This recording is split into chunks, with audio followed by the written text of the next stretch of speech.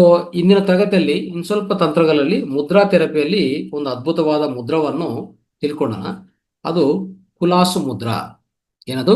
ಕುಲಾಸು ಮುದ್ರಾ ವಿಜ್ಞಾನದಲ್ಲಿ ನಾವು ಅನೇಕ ಮುದ್ರಗಳು ತಿಳ್ಕೊಂಡಿದ್ವಿ. ಅನೇಕ ವ್ಯಾಧಿಗಳಿಗೆ, ಅನೇಕ ಚಿಕಿತ್ಸೆಗಳಿಗೆ ಪ್ರತಿಯೊಂದು ನೀವು ಚೆನ್ನಾಗಿ ಅರ್ಥ ಮಾಡಿಕೊಂಡು ಪ್ರತಿಯೊಂದು ದಿವಸ ಅಭ್ಯಾಸ ಮಾಡಿದರೆ ಮುದ್ರಾ ವಿಜ್ಞಾನ ನಿಮಗೆ ಖಂಡಿತ ಅದ್ಭುತವಾದ ಫಲಿತ ಕೊಡುತ್ತೆ.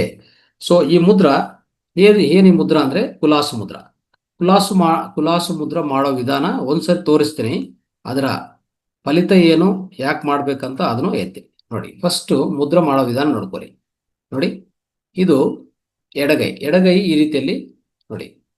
ಈ ಹೆಬ್ಬೆರಳು ಹೀಗೆ ಎಲ್ಲ ಕ್ಲೋಸ್ ಮಾಡಿ ಹೀಗೆ ಇಟ್ಕೊಳ್ಳಿ. ಈ ರೀತಿಯಲ್ಲಿ ಚಾಚಬೇಕಾಗತ್ತೆ. ಆಮೇಲೆ ಬಲಗೈಯಲ್ಲಿ ಏನು ಮಾಡ್ಬೇಕು, ನಾವು ಒಂದು ಸೂಚಿ ಮುದ್ರಾ ಥರ ಮಾಡೋಣ. ಸೂಚಿ ಮುದ್ರಾ ಅಂದ್ರೆ ಏನು ಮಾಡ್ತೀರಾ, ಈ ರೀತಿಯಲ್ಲಿ ಬಹುಶಃ ಈ ರೀತಿಯಲ್ಲಿ ಒಂದು ಮುಷ್ಟಿ ಮಾಡ್ಕೊಳ್ಳಿ. ಅಂದರೆ ಮುಷ್ಟಿ ಮುದ್ರಾ ಥರ ಒಂದು ಶುಚಿ ಮುದ್ರಾ ಅಂತ ಹೇಳ್ತೀವಿ. ಈ ರೀತಿಯಲ್ಲಿ ಇದು ಮಾಡ್ಕೊಂಡಿದ ಮೇಲೆ ನಿಧಾನವಾಗಿ ತಂದು ಈ ಬಲಗೈಯನ್ನು ತಂದು ನೋಡಿ, ಈ ಪಾಯಿಂಟು ಇದು ಹಿಪ್ ಪಾಯಿಂಟ್ ಅಂತ ಹೇಳ್ತೀವಿ ನಾವು ಜನರಲಿ. ಆಕ್ಯುಪ್ರೆಷರಲ್ಲಿ ಇದು ಹಿಪ್ ಜಾಯಿಂಟ್ ಪಾಯಿಂಟ್. ಇದು ಇಲ್ಲಿ ಆ್ಯಕ್ಚುಲಿ ನಮ್ಮ ಅಂತಃಸ್ರಾವಿ ಗ್ರಂಥಿಗಳಿರುತ್ತೆ. ಅಂದರೆ ಗಂಡಸರಲ್ಲಿ ಹೆಂಗಸರಲ್ಲಿ ಇರುವಂಥ ಗ್ರಂಥಿಗಳು, ಲೈಂಗಿಕ ಗ್ರಂಥಿಗಳು ಅಂತ ಇರುತ್ತೆ ಇಲ್ಲಿ. ಅದಕ್ಕೋಸ್ಕರ ಪ್ರಧಾನವಾಗಿ ಇಲ್ಲಿ ಜಸ್ಟ್ ಟಚ್ ಮಾಡೋದು ನೋಡಿ. ಈ ರೀತಿಯಲ್ಲಿ ಟಚ್ ಮಾಡಿಕೊಂಡು ಹೀಗೆ ಇಟ್ಕೊಳ್ಳಿ ಸಾಕು. 15 ನಿಮಿಷ ಬೆಳಗ್ಗೆ, ಮಧ್ಯಾಹ್ನ, ಸಾಯಂಕಾಲ ನಿಮ್ಗೆ ಗೊತ್ತಾಗತ್ತೆ. ಆ ರೀತಿಯಲ್ಲಿ ಅಲ್ಲಿ ಇಟ್ಟಿದ ಮೇಲೆ ಹಾಗೆ ಇಟ್ಟರೆ, ಸೊ ಒಂದು 15 ನಿಮಿಷ 20 ನಿಮಿಷ ಇಟ್ಟರೆ ಅದರ ಫಲಿತ ನಿಮ್ಗೆ ಗೊತ್ತಾಗತ್ತೆ ಏನು ಅಂತ. ಅರ್ಥ ಆಯ್ತಾ?